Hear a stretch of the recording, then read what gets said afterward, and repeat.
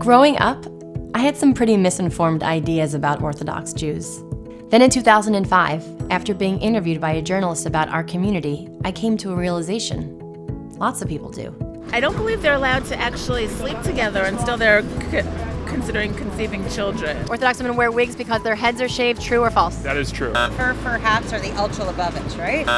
It occurred to me that lots of people were judging our community based on negative headline after negative headline, and on those ridiculous caricatures in TV and movies. You know what I'm talking about. Up until now, the only way to react to negative headlines was to cringe. What if we could do something proactive? I realized that the crooks, creeps, and extremists of our community had taken over the brand, and it was time for us to reclaim it. What if we could tell the story in our own words? What if we could show the world what orthodoxy looks like to us? So we hopped onto social media. Come on, you know you want to check your phone right now. Dear Jew in the City. Dear Jew in the City. Dear Jew in the City.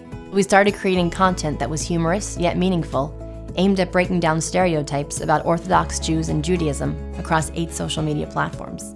To date, Jew in the City content has reached hundreds of thousands of people in 183 countries around the world. There's like only 187. Jew in the City is changing lives.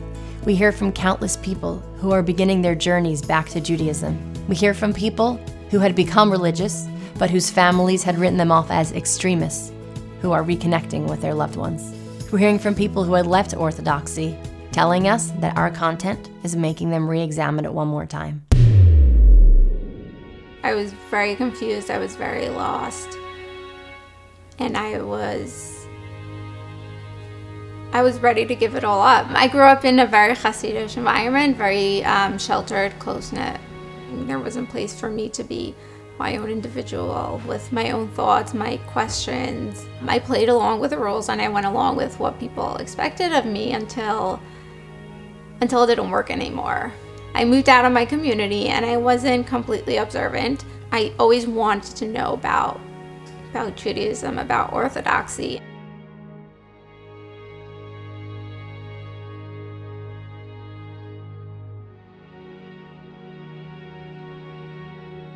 And a friend of mine had told me about, she didn't even say Project Makom, she had just said, there's this woman named Zeldy who sets people up for Shabbos. You can call her. I was desperate. I wanted to have a Shabbat meal. I don't just want to hang out at home all day. So I went to her for Shabbos and she told me about Project Makom.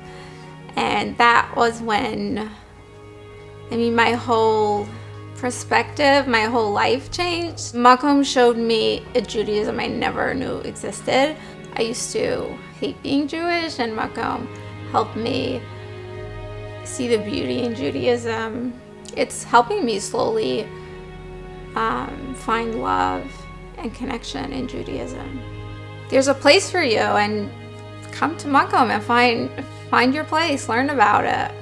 When we founded Jew in the City 10 years ago, we never imagined that we'd need to re-educate Orthodox Jews about Orthodox Judaism. And yet the disenfranchised of the community came to us asking for help, and we answered their call. At Project Makom, we're doing case management for our members. We offer referrals to ESL, high school equivalency, college and vocational programs. We offer mentor matching for friendship, Jewish learning, and secular topics. We offer Shabbos placement, monthly events, Shabbat tones, and referrals to support groups. We're looking forward to continuing our growth with your help. Sincerely yours, Jew in the City.